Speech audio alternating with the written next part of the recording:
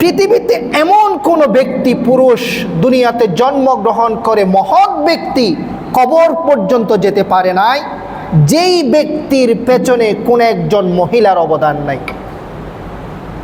কোন একজন মহিষী মহিলার সারা রাত এবং সারা দিন, বছর কি বছর, মাস কি মাস, দিন কি দিন ত্যাগ দিয়ে, ত্যাগ তিতিক্ষার বিনিময়ে একজন পুরুষ দুনিয়ার মধ্যে আসতে পেরেছে, দুনিয়ার মধ্যে কোনো একটা কাজ করতে পেরেছে।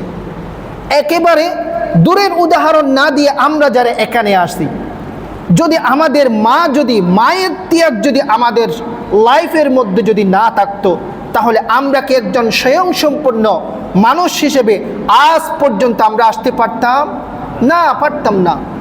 একজন মহিষী মায়ের ত্যাগের কারণে 5টা সন্তান, 6টা সন্তান দুনিয়ার মধ্যে সুস্থভাবে জীবন যাপন করছে। সুবহানাল্লাহি ওয়া বিহামদিহি। আজকে দেখেন, একজন নারীর পৃথিবীতে যত বড় একজন মানুষ দেখবেন, প্রত্যেক মানুষের পেছনে একজন নারীর অবদান রয়েছে।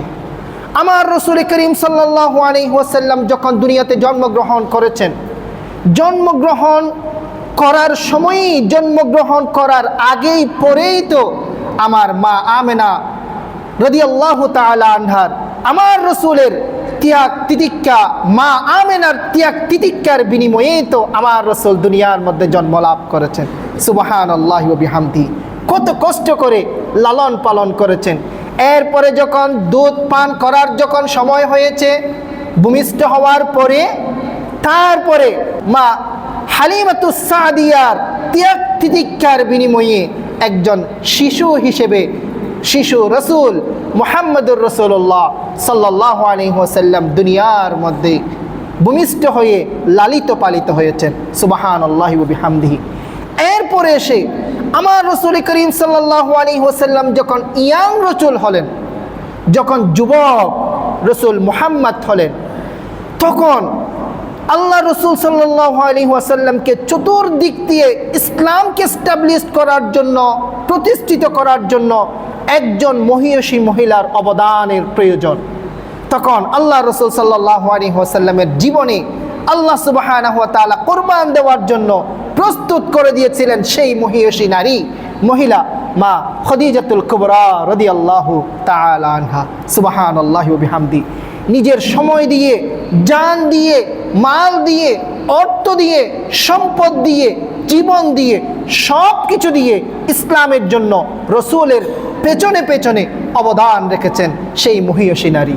সুবহানাল্লাহি ওয়া বিহামদিহি। হযরত আয়েশা সিদ্দিকা রাদিয়াল্লাহু তাআলা আনহা, জ্ঞানের জগতে আপনি দেখেন, আমরা হাদিস বর্ণনা, হাদিস যখন আমরা পড়তে যাই, আন আয়েশা রাদিয়াল্লাহু তাআলা আনিন নবী সাল্লাল্লাহু আলাইহি ওয়াসাল্লাম قال قال رسول الله সাল্লাল্লাহু আলাইহি ওয়াসাল্লাম, আমাদেরকে বলতে হয়।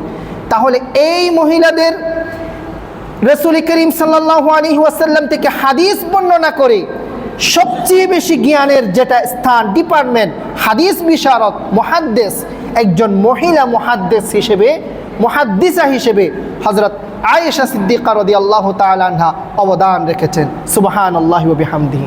সম্মানিত ভাইয়েরা, তাহলে মহিলাদের অবস্থা, অবস্থান, ত্যাগ তিতিক্ষা কখনো ছোট্ট চোখে দেখার সুযোগ আছে? নাই। অপরূপ মিডিয়া, ইসলামের আলোয় আলোকিত হোক আপনার জীবন।